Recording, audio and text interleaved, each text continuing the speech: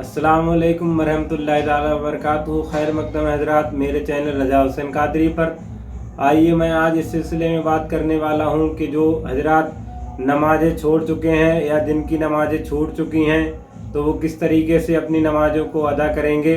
हजरात, बहुत लोग ये सोचते हैं कि मैंने जो नमाज़ें छोड़ दी तो ज़रूरी नहीं पढ़ना। हजरात, जो नमाज़ें इंसान छोड़ चुके हैं ये फ़र्ज है और जब तक ये अदा नहीं करेंगे तब तक उन पर कर्ज रहेगा। हजरात, आइए इस सिलसिले में हजरत मुफ्ती सलमान अज़हरी साहब क़िबला ने बहुत ही हसीन बयान, बहुत ही खूबसूरत बयान किया है पूरी वजाहत के साथ। हजरात, किस तरीके से नमाज इंसान अपनी कज़ा को अदा कर सकता है और बहुत ही कम समय में। आइए मुफ्ती सलमान अज़हरी साहब क़िबला का ये क्लिप देखें और पूरा देखें ताकि हमें सही मालूमात हो जाए, और इस क्लिप को ज़्यादा से ज़्यादा देखकर अपने जहन में बसाएं और तमाम अपने मोमिनीन भाइयों तक इस क्लिप को पहुंचाएं ताकि जिन लोगों की नमाजें छूट चुकी हैं तो वो जल्द से जल्द अपनी नमाजों को पूरा कर लें। अगर हमें ये पता नहीं है कि हमारी कितनी नमाजें कज़ा हो चुकी हैं तो उसको कैसे अदा करना होगा।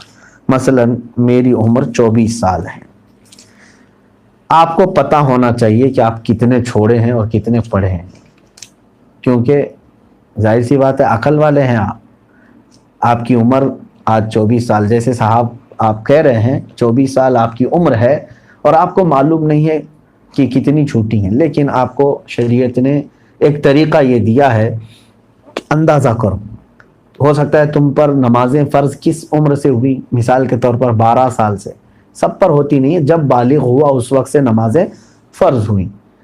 अब ये 24 साल वाले जो हैं, मैं एक फॉर एग्ज़ाम्पल बता रहा हूँ, हो सकता है इन 14 साल में बालिग हुए, नमाज फ़र्ज़ हुई 14 साल की उम्र से। 14 साल से लेकर 24 साल इनकी उम्र है आज, तो कितने साल हुए? 10 साल। इतना तो आपको खुद मालूम होगा कि इन 10 सालों में मैंने कितने सालों की सब मिलाऊंगा अगर, तो कितने साल की नमाज बनेगी। हो सकता है आधा कर लो, और उसमें भी सारी नमाजें एक तरह की नहीं है। कुछ लोगों की अक्सर नमाजें अगर छूटी होंगी तो फजर छूटी होगी, इशा छूटी होगी, और अक्सर पढ़ी होंगी तो मगरिब या असर या जोहर ये पढ़ी हुई होंगी। तो आपको एक अंदाज़ा करना होगा, गालिब गुमान 10 साल मेरे ऊपर नमाज फ़र्ज़ हो करके इतना अरसा हो गया है, मैंने मगरिब की नमाज इसमें से 8 साल तो पक्का पढ़ा ही हूँ। शायद हो सकता है सब मिला करके जो छूटी होंगी मेरी वो 2 साल की होंगी। असर की नमाज और जोहर की नमाज मेरे ख्याल से मैंने 6 साल तो पढ़ाई हूँ, यानी पूरी मिलाऊंगा पूरी नमाजें तो वो 6 साल की बन सकती हैं। 4 साल की अगर सब छूटी हुई जमा करूंगा तो 4 साल की बन सकती हैं। तो हुआ ये कि मगरिब की छूटी हुई कितनी हुई? 2 साल की। जोहर असर की छूटी हुई 4 साल की हो गई, 6 साल पढ़ा होगा और 4 साल छूटी होगी। अब आता है इशा का नंबर और फजर का नंबर, तो आप ये सोच लो कि ये 10 सालों के अंदर हो सकता है 1 साल पूरी नमाजें मिला करके मैंने फजर पढ़ी होंगी, 9 साल तो मेरी फजर बाकी होगी, और इशा को आधा कर लो। तो हर नमाज को आपको एक गालिब गुमान बनाना पड़ेगा। अच्छा है कि आपने 24 साल की उम्र में सवाल किया है। अब 60 साल की उम्र में मुझसे सवाल होता तो मैं उसी अंदाज से बताता। तो अब आपको उसी तरह के नमाजें पढ़ना है। अब मिसाल के तौर पर फजर की आपने अंदाज़ा कर लिया 10 साल के अरसे में मेरी कुल नमाजें जो छूटी हैं वो 9 साल की छूटी होंगी, मैंने शायद 1 साल की पढ़ी होंगी, या आपके ऊपर है, मैं एग्जाम्पल बता रहा हूँ। तो अब आओ उसकी शुरुआत करने के लिए क़ज़ा नमाजों की। अब फजर को पहले कंप्लीट करना चाहें उसको कर सकते हैं, एक एक नमाज को भी पकड़ करके करना चाहें तो कर सकते हैं। अब मैंने सुबह शाम कंटिन्यू फजर की क़ज़ा शुरू कर दी, दिन में 50-50 रकातें पढ़ ली। 50 रकातों का मतलब हुआ 25 दिन की फजर की नमाज क़ज़ा हो गई। अब उसमें शरीयत ने आसानी भी तुम्हें दी है। क़ज़ा नमाजें सिर्फ और सिर्फ फ़र्ज़ नमाजों की क़ज़ा होगी, किसी भी सुन्नत और नफिल की क़ज़ा नहीं है। फजर की 2 रकात क़ज़ा, ज़ोहर की 4 रकात क़ज़ा, असर की 4 रकात क़ज़ा, मगरिब की 3 क़ज़ा, इशा की 4 फ़र्ज़ और 3 वितर की क़ज़ा। कुल मिलाकर के कितनी होती? 20 रकात। 20 रकातें दिन की होती हैं। लेकिन अभी मैं चल रहा हूँ फजर की। अब हो सकता है आप ये सवाल करेंगे کہ میں نیت کیسے کروں، کون سے دن کی، سنیچر کی، اتوار کی، پیر کی، منگل کی، کون سی؟ ظاہر سی بات ہے اب آپ کے پاس اندازہ ہی نہیں ہے کہ کون سے دن کی چھٹی ہے. اس کے لیے بھی شریعت نے یہ چھوٹ دی ہے کہ آپ جب نیت کریں گے یوں نیت کریں، اے اللہ میں اس فجر کی 2 رکعت فرض نماز قضا کی نیت کیا جو میری زندگی میں پہلی چھٹی ہے. کیا نیت کریں گے آپ؟ میں نے اس فجر کی 2 رکعت فرض نماز قضا کی نیت کیا جو میری زندگی میں سب سے پہلے باقی ہے. ہر 2 رکعت پہ یہی کہنا ہے آپ کو، کیونکہ جب وہ ادا ہو جائے گی تو جو پہلے ہے وہ ہی آتی جائے گی. تو 9 سال کی قضا ہونے تک آپ کو یہی نیت کرنا ہے جو میری زندگی میں پہلی باقی ہے. ظہر کی بھی کرنا ہے یہی، میں نے اس ظہر کی 4 رکعت فرض نماز قضا کی نیت کیا جو میری زندگی میں پہلی باقی ہے.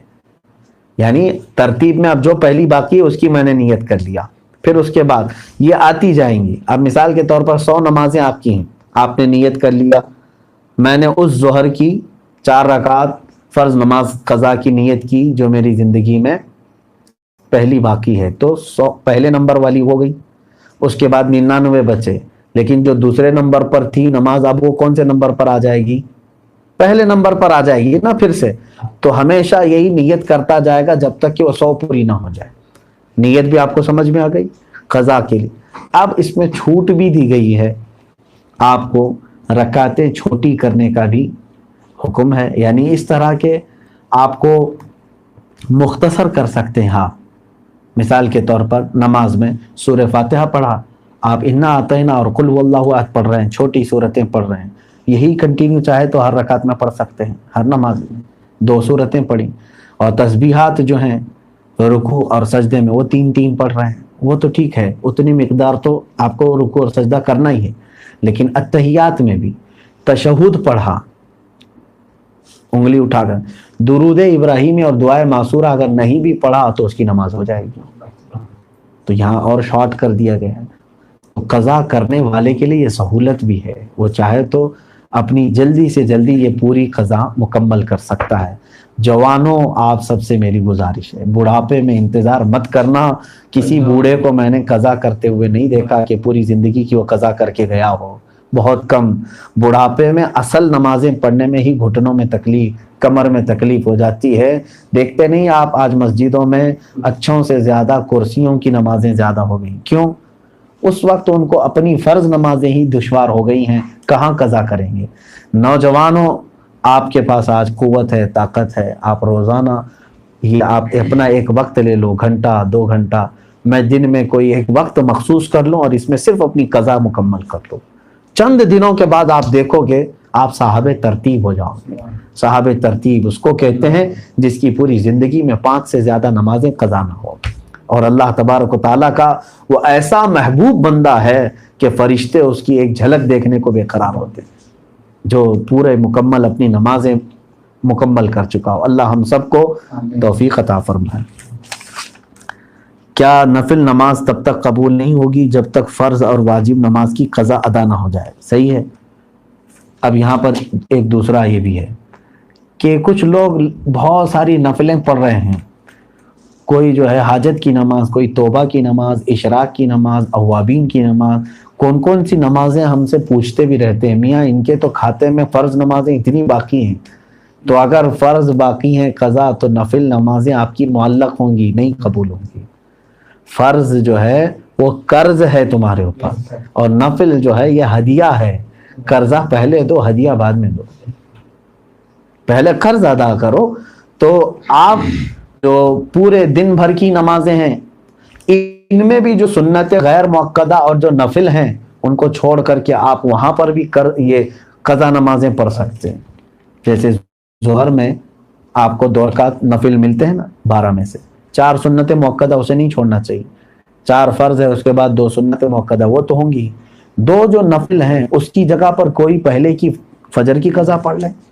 عصر میں جاتے ہیں 4 سنت پہلے ہے وہ غیر مؤکدہ ہے، اس کی جگہ پر کوئی پہلے والی کوئی 4 رکعت ظہر یا عصر کی قضا پڑھ لیں.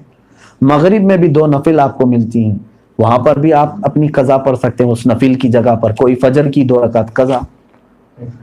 عشاء میں آپ کو جو ہے پہلے 4 رکعت سنت غیر مؤکدہ، اس کی جگہ کوئی نماز پہلے کی چھوٹی ہوئی عشاء کی نماز پڑھ لیں 4 رکعت، اور بعد میں جو ہے 2 نفل 4 نفل مل جاتی ہیں آپ کو عشاء کے فرض کے بعد، وہ 4 رکعت کی جگہ پہلے کی کوئی چھوٹی ہوئی وتر کی قضا پڑھ لیں. تو اس طرح سے آپ کی ادا نمازوں کے برابر ہی جو ہے نا پہلے کی قضا بھی برابر ہوتی چلی جائے گی. تو نفل اور غیر موقدہ کی جگہ پر یہ پڑھنا بہتر ہے.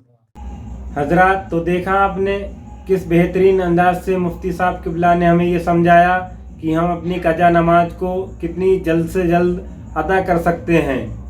اور حضرات، اس ویڈیو کو زیادہ سے زیادہ شیئر کریں تاکہ یہ معلومات ہر مومنین بھائی تک پہنچ جائے اور اپنی نماز کو وہ درست کر لیں، اور جو جن کی قضا ہو چکی ہیں وہ جلد سے جلد ادا کر لیں. حضرت مفتی صاحب قبلہ کی عمر میں اللہ تبارک تعالیٰ سے دعا ہے کہ ان کی عمر میں اور علم میں اضافہ فرمائے، اور اسی طریقے سے ان کا سایہ ہم سبوں کے سروں پر تا دیر قائم و دائم فرمائے.